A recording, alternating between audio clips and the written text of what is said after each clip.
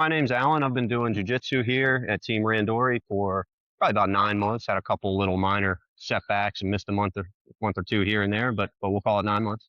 Okay, so let me ask you this, Alan. What was one thing that BJJ taught you that you didn't expect to learn at all? Yeah, so I was a decent athlete growing up. 46 now, probably a decent athlete now, but on the decline, of course, because of my age. I kind of had this outlook that, I could look at somebody and, assess whether I could take them. That's just not true at all. What I learned about jujitsu is you can be a skinny guy, you could be an overweight guy. If you know what you're doing, you can beat me pretty quickly. And that's still true, even 9 months later. Let me ask you this question. What was one fear that you had when you first started, or even before you came, that once you got on the mat and started training, ended up being a complete non-issue? Yeah, I don't like violence. I really was not into MMA stuff before joining this stuff. I joined because my son was into it. It was something for us to do together. At the time, he was 15 when we started. I did not want the violence, the hitting. I didn't want to get a broken arm or a broken wrist. It's really safe. That is my takeaway that I didn't know until doing this with you guys. Is that there's the utmost care and respect for doing this the correct way and understanding when you need to tap out and when you need to be aware that you're submitting somebody, putting somebody in a position because they may not know that they need to tap. You need to be aware that you could break their arm if you get to a certain point or whatever it may be, and you need to be cautious with them. And here that is a major priority. Yeah. That's cool. And it takes me into my next question. What's the first move that you learned that made you feel safer or more confident in real life? I think I felt less safe and less confident for maybe like the first 6 months, if I'm being honest here, because you realize how many people know what they're doing and how little you know.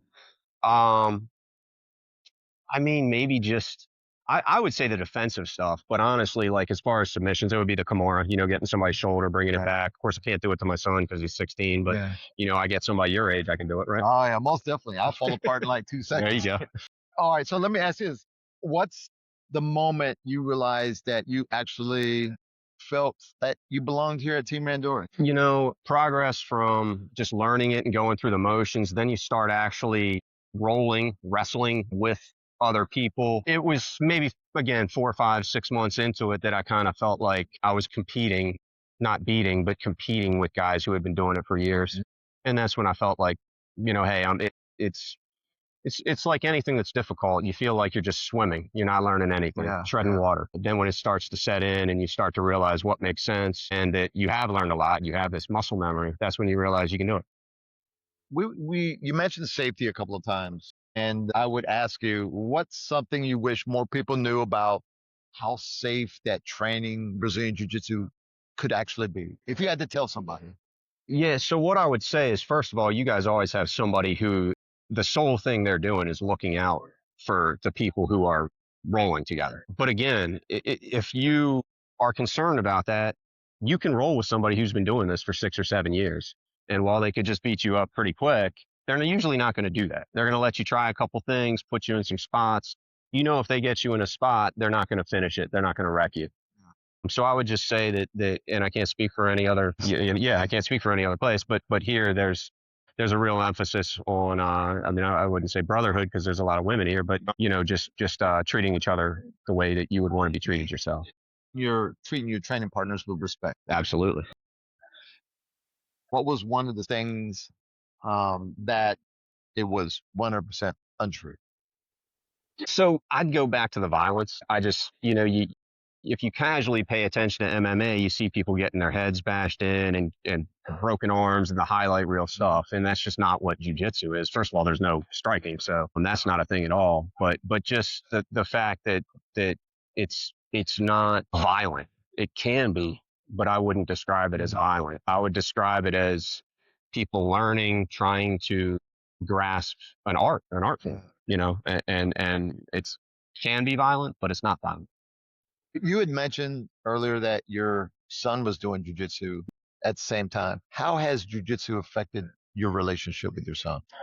I mean, that's a great question. When you're, and he's my youngest, so he was probably 15 and a half when we started doing it together. And that's a tough age for any teenager, males in particular, as well as females. But he's a male, and there's you see these kids get down these rabbit holes, whether it's on Instagram or TikTok or whatever it is. And for him, the sort of rabbit hole that he went down was MMA highlights, and the next thing you know, he's telling me about every fighter. Makala, yeah, the names, they're all difficult names for me to remember, but and he was so into it, and I realized that was a positive rabbit hole for him to be going down. Of all the different things he could be getting into, this was such a positive thing. Credit to him for being willing to do it with his dad, first of all. But it's been great for us to bond. I'm not sure there's anything quite like really spending 5 minutes trying to choke your son and having him choke you to the point where you need to go, you beat me.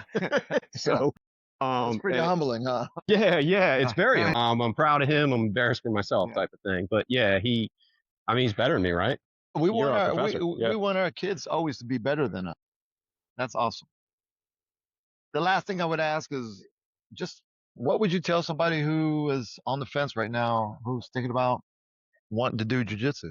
Yeah, so I would say that even if you just spent like a couple months, with these beginner classes, you emphasize core strength and core exercises. So worst case scenario, you'll probably build up your abs a little bit, maybe your hips, stuff that you usually in a classic gym setting maybe don't work as well. Much, Yeah. And then you'll just learn a couple things. Usually it's going to be more the defense stuff that sinks in at first. Yeah.